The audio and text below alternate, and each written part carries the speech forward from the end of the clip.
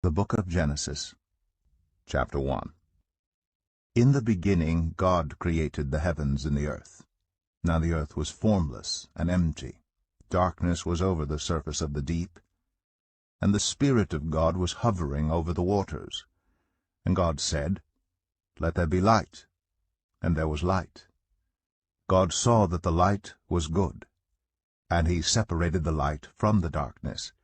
God called the light day, and the darkness he called night. And there was evening, and there was morning, the first day. And God said, "Let there be a vault between the waters to separate water from water." So God made the vault, and separated the water under the vault from the water above it. And it was so. God called the vault sky. And there was evening, and there was morning, the second day. And God said, "Let the water under the sky be gathered to one place, and let dry ground appear." And it was so. God called the dry ground land, and the gathered waters he called seas. And God saw that it was good. Then God said, "Let the land produce vegetation, seed-bearing plants and trees on the land that bear fruit with seed in it according to their various kinds." And it was so. The land produced vegetation, plants bearing seed according to their kinds, and trees bearing fruit with seed in it according to their kinds. And God saw that it was good. And there was evening, and there was morning, the third day.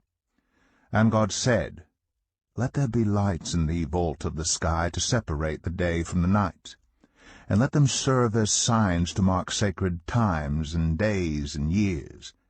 And let them be lights in the vault of the sky to give light on the earth." And it was so. God made two great lights, the greater light to govern the day, and the lesser light to govern the night. He also made the stars. God set them in the vault of the sky to give light on the earth, to govern the day and the night, and to separate light from darkness. And God saw that it was good. And there was evening, and there was morning, the fourth day. And God said, "Let the water teem with living creatures, and let birds fly above the earth across the vault of the sky."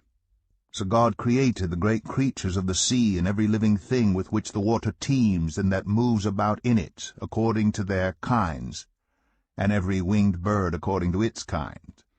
And God saw that it was good. God blessed them and said, "Be fruitful, and increase in number, and fill the water in the seas, and let the birds increase on the earth." And there was evening, and there was morning, the fifth day.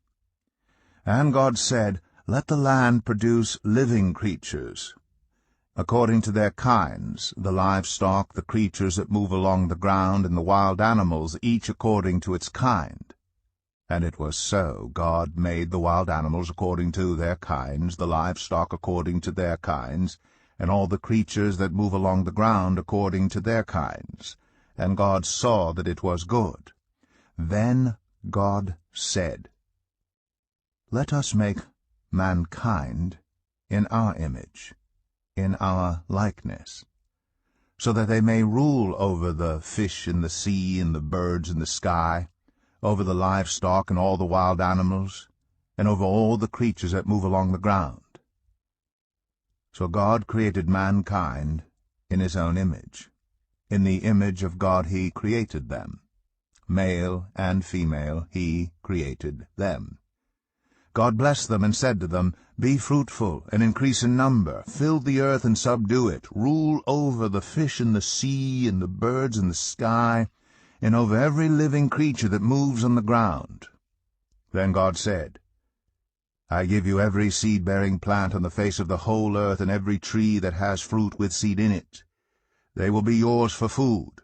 And to all the beasts of the earth, and all the birds in the sky, and all the creatures that move along the ground, everything that has the breath of life in it, I give every green plant for food." And it was so. God saw all that he had made, and it was very good. And there was evening, and there was morning, the sixth day. Genesis 2. Thus the heavens and the earth were completed in all their vast array. By the seventh day God had finished the work he had been doing. So on the seventh day he rested from all his work. Then God blessed the seventh day, and made it holy, because on it he rested from all the work of creating that he had done. This is the account of the heavens and the earth when they were created, when the Lord God made the earth and the heavens. Now no shrub had yet appeared on the earth, and no plant had yet sprung up, for the Lord God had not sent rain on the earth, and there was no one to work the ground. But streams came up from the earth and watered the whole surface of the ground. Then the Lord God formed a man from the dust of the ground, and breathed into his nostrils the breath of life, and the man became a living being. Now the Lord God had planted a garden in the east, in Eden, and there he put the man he had formed. The Lord God made all kinds of trees grow out of the ground, trees that were pleasing to the eye and good for food. In the middle of the garden were the tree of life, and the tree of the knowledge of good and evil. A river, watering the garden, flowed from Eden. From there it was separated into 4 headwaters. The name of the first is the Pishon. It winds through the entire land of Havilah, where there is gold. The gold of that land is good. Aromatic, resin, and onyx are also there. The name of the second river is the Gihon. It winds through the entire land of Cush. The name of the third river is the Tigris. It runs along the east side of Asher. And the fourth river is the Euphrates. The Lord God took the man, and put him in the Garden of Eden to work it and take care of it. And the Lord God commanded the man, "You are free to eat from any tree in the garden, but you must not eat from the tree of the knowledge of good and evil, for when you eat from it, you will certainly die." The Lord God said, "It is not good for the man to be alone. I will make a helper suitable for him." Now the Lord God had formed out of the ground all the wild animals and all the birds in the sky. He brought them to the man to see what he would name them. And whatever the man called each living creature, that was its name. So the man gave names to all the livestock, the birds in the sky, and all the wild animals. But for Adam no suitable helper was found. So the Lord God caused the man to fall into a deep sleep, and while he was sleeping he took one of the man's ribs, and then closed up the place with flesh.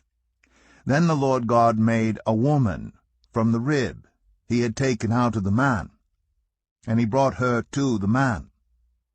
The man said, "This is now bone of my bones and flesh of my flesh. She shall be called woman, for she was taken out of man." That is why a man leaves his father and mother and is united to his wife, and they become one flesh. Adam and his wife were both naked, and they felt no shame. Genesis 3. Now the serpent was more crafty than any of the wild animals the Lord God had made. He said to the woman, "Did God really say, 'You must not eat from any tree in the garden'?" The woman said to the serpent, "We may eat fruit from the trees in the garden, but God did say, 'You must not eat fruit from the tree that is in the middle of the garden, and you must not touch it, or you will die.' You will not certainly die." The serpent said to the woman, "For God knows that when you eat from it, your eyes will be opened, and you will be like God, knowing good and evil." When the woman saw that the fruit of the tree was good for food, and pleasing to the eye, and also desirable for gaining wisdom, she took some and ate it. She also gave some to her husband who was with her, and he ate it. Then the eyes of both of them were opened, and they realized they were naked. So they sewed fig leaves together and made coverings for themselves. Then the man and his wife heard the sound of the Lord God as he was walking in the garden in the cool of the day, and they hid from the Lord God among the trees of the garden. But the Lord God called to the man, "Where are you?" He answered, "I heard you in the garden, and I was afraid because I was naked, so I hid." And he said, "Who told you that you were naked? Have you eaten from the tree that I commanded you not to eat from?"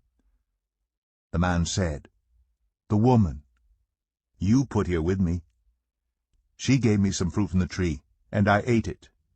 Then the Lord God said to the woman, "What is this you have done?" The woman said, "The serpent deceived me, and I ate." So the Lord God said to the serpent, "Because you have done this, cursed are you above all livestock and all wild animals. You will crawl on your belly, and you will eat dust all the days of your life. And I will put enmity between you and the woman, and between your offspring and hers. He will crush your head, and you will strike his heel." To the woman he said, "I will make your pains in childbearing very severe. With painful labor you will give birth to children. Your desire will be for your husband, and he will rule over you." To Adam he said, "Because you listened to your wife and ate fruit from the tree about which I commanded you, you must not eat from it. Cursed is the ground because of you. Through painful toil you will eat food from it all the days of your life. It will produce thorns and thistles for you, and you will eat the plants of the field. By the sweat of your brow you will eat your food until you return to the ground, since from it you were taken. For dust you are, and to dust you will return." Adam named his wife Eve, because she would become the mother of all the living. The Lord God made garments of skin for Adam and his wife, and clothed them. And the Lord God said, "The man has now become like one of us, knowing good and evil. He must not be allowed to reach out his hand and take also from the tree of life and eat and live forever." So the Lord God banished him from the Garden of Eden to work the ground from which he had been taken. After he drove the man out, he placed on the east side of the Garden of Eden cherubim, and a flaming sword flashing back and forth to guard the way to the tree of life.